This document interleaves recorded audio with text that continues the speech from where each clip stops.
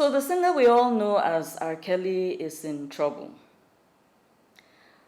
On Monday, the 27th of September 2021, the singer-songwriter and Grammy Award-winning music star Robert Sylvester Kelly was convicted by an American jury of sex trafficking.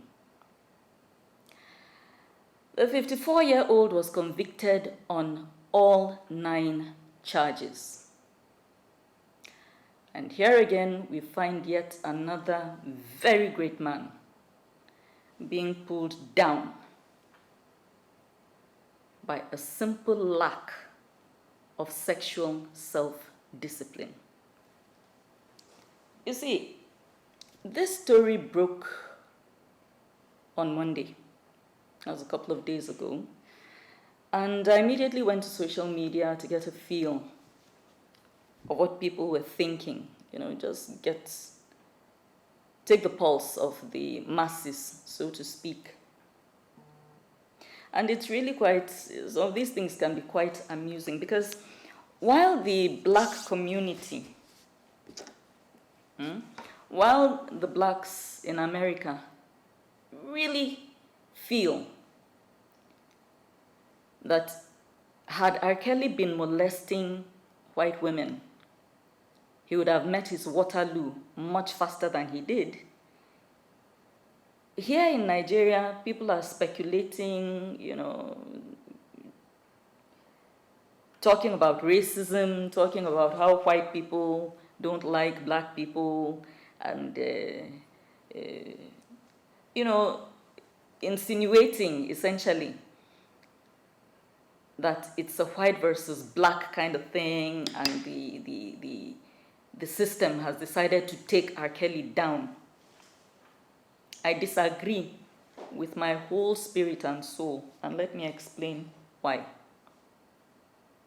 Does racism exist in America and other parts of the world? Oh, certainly. It's normal. It's not good, but it's one of those vices that will be with us forever. Just as tribalism exists here in Nigeria, where this community cannot stand the other community. And sometimes they even speak the same language. But because of one difference, one cultural difference or another, they decide that this one is superior to the other.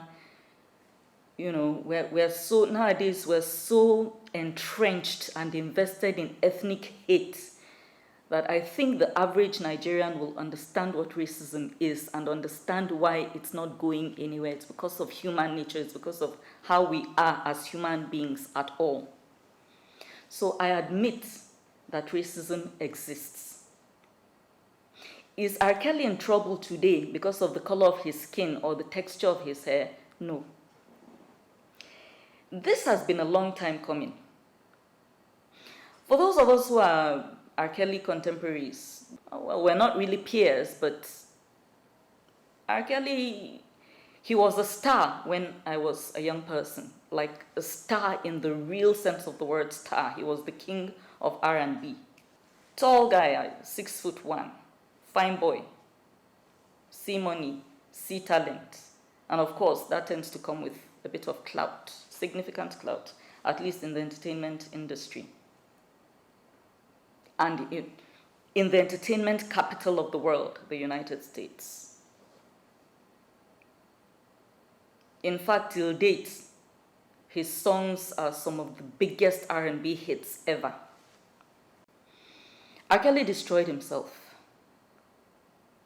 with an overblown ego and arrogance. They're not fit to do me anything. That's usually what happens to these people, nothing else. For those who are strongly arguing that it's a black versus white thing, does anybody remember Bill Clinton and Monica Lewinsky? The person that came for Bill Clinton at the time was a white man. The lady who first brought Monica Lewinsky's story out was also white. Monica herself is white. Bill Clinton is white, and at the time was the president of the United States. These people now fear They went after him. All of them white. He was even impeached. There was no embarrassment he didn't suffer at that time. He was all over the news, proper news, so I'm not talking of tabloids. As the president of one of the greatest nations on earth, Bill Clinton. In fact, when his wife ran against Trump for president, they used that against her as if she was the one who told the man to go and be chasing small girls. They used that to mock her. I don't know if any of you have heard of Harvey Weinstein. That's another mega millionaire in dollars. I don't even know which sector. I think he's in the entertainment industry. Him too, pulled down. Jeffrey Epstein, pulled down, another white guy. The number of white men that have been destroyed, cancelled, I cannot begin to count. Then Bill Cosby is mentioned, and all of a sudden, in his case, it is because of racism. My brother R. Kelly, whose story started developing some 25 or 30 years ago with Aaliyah, all of a sudden, it's also because of racism. We're not ready to have this conversation. We're not ready. Hypocrisy at its finest. R. Kelly started fiddling around with Aaliyah when she was 14. When the story broke at the age of 16, he quickly forced her into a marriage so that she would not be able to testify against him. I'm not cooking these things up. You see, do you know how we got to this conversation we're having now? In May 2018, 2 black women stepped forward to speak out against R. Kelly, and that was where the snowball started from and kept growing and growing and growing. By 2019, a documentary, I think a 3-part series had been made, Surviving R. Kelly. It's like surviving a Holocaust or surviving a natural disaster. Surviving R. Kelly. I watched all of it. That's where most of this information I'm relaying to you comes from. So he saved himself. He saved himself in Aaliyah's case by being extra smart. And back then, the world was a more forgiving space to be in. Feminism was not nearly as strong as it is today. So, the story just kind of fizzled out, died off, it just disappeared. And then the poor girl also died when she was about 20. For those who might not be familiar with Aaliyah, she was a budding musician at the time. Brilliant girl, beautiful, great voice. She had something to give, but the universe was not about to let us enjoy her for too long. She died very young in the course of producing a music video, ironically. So anyway, that's by the way. So that was the first scandal R. Kelly introduced himself with. Then that one passed. And not quite 2-3 years later, we hear stories of, not even hear stories, the video comes out of R. Kelly sexually abusing another underage girl. It's a video, and he's the one doing the filming, he's the one recording. This was before we had smartphones where, there are cameras. So this guy had to go the extra mile and get a proper camera and set it up and film himself debasing this girl. That video came out. I think the matter even went to court. Not do like this. He managed to, wiggle his way out of the thing. And things went quiet for a while. He started experimenting with being a born-again Christian. I think that was when he did I Believe I Can Fly.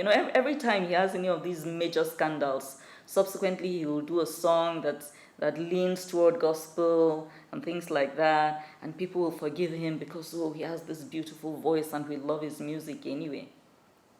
Guy is a creep. I said it. His ex-wife has nothing good to say about him. Not one.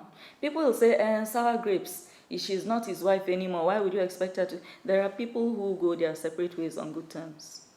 Bill and Melinda Gates are in the middle of a divorce. It's going to go amicably. I can almost bet it will go amicably because, and I do believe that subsequently, if Bill finds himself in a mess, Melinda will be the first person to speak up for him. Had R. Kelly been a worthy husband while the marriage was, she will not come out now and start saying ugly things about him. That happened to corroborate what a plethora of victims are saying. Now, if you go and watch that documentary I'm referring to, Surviving R. Kelly, all the victims are black. Then the people that were facilitating and helping him to get to recruit fresh victims, his bodyguards, his gophers, his yes men, all black. Maybe one or two white people may have helped him somewhere along the way. But I'm just saying that none of his victims, among those that have stepped forward so far, were white. One would have thought that after R. Kelly managed to pull himself out of so many near misses in the past, that he probably would have learned a lesson and retraced his steps. But in typical human nature, he didn't. Because you know one thing about human beings, when you are able to pull yourself out of deep trouble, most people, instead of using that as a learning moment to walk away, they see it as, I got away with it last time, I'll get away with it again. They become more emboldened, and that's exactly what happened to my good friend, R. Kelly. See, I'd love to sit here and say, I'm feeling bad for him. I don't feel bad. I don't feel bad, not at all. I'd be lying if I said something like that. I'm a woman, I have daughters. I know what it feels like to experience any kind of sexual harassment.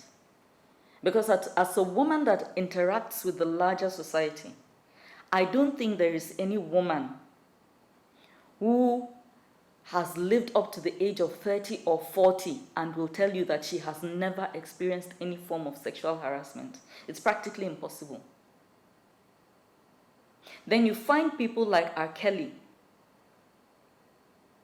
who should be beacons of the race, who should be such shining examples that others see them as role models. And they are the ones at the forefront of this kind of destruction. He has children. I don't know if he has only sons. He might have daughters. I don't know. I didn't bother researching into his family. But I know the man has sisters. But that never stopped him from molesting other people's daughters, sisters, nieces, granddaughters. And you expect me to feel sorry for him? I don't. I might feel sorry for him if I thought these were trumped up charges, but they're not. It's been a gradual build-up over a long time.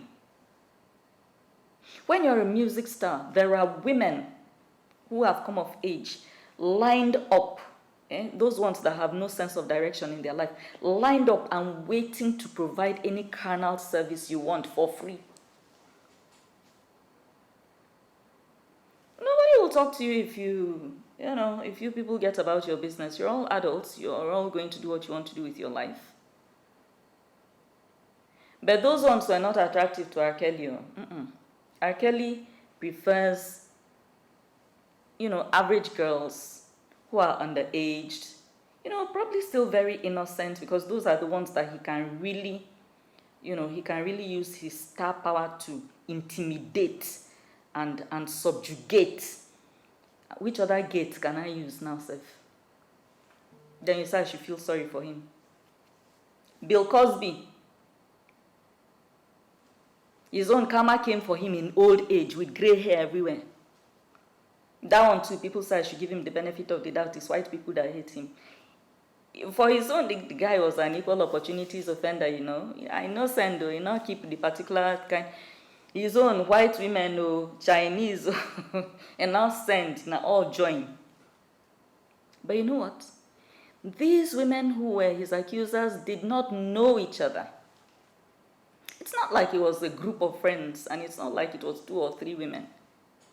Most of them middle-aged, most of them married, most of them with children today. And they all have a similar story. You find yourself alone with this guy, all of a sudden you pass out, and then the following day you wake up and you have a strong suspicion that something went wrong. And even with Bill Cosby, do you know who first started complaining? You know how his own first came out? A comedian joked about it. Yeah, I did a stand-up comedy and mentioned it. And 1 or 2 women just saw it as, the trigger to say something and see what will happen. He went like this. I think he got convicted, and he spent a small time in jail, and now he's out. He says he's blind. I feel nothing but disgust for him. All because of what? Lack of sexual self-restraint. They will say it's women that are destroying them. Did she hold a gun to your head and force you to do anything? No. It's not women that did anything to you. It's you that did yourself. Lack of self-restraint. And that has been the undoing of great men from time. Lack of self-restraint. Lack of sexual self-restraint. Kelly, though, yeah, and you probably will not see this vlog, it's... And you don't understand. Sorry, yeah? Or maybe I'm not sorry, but I'm always happy when the law takes its course. It should take its course in your case too.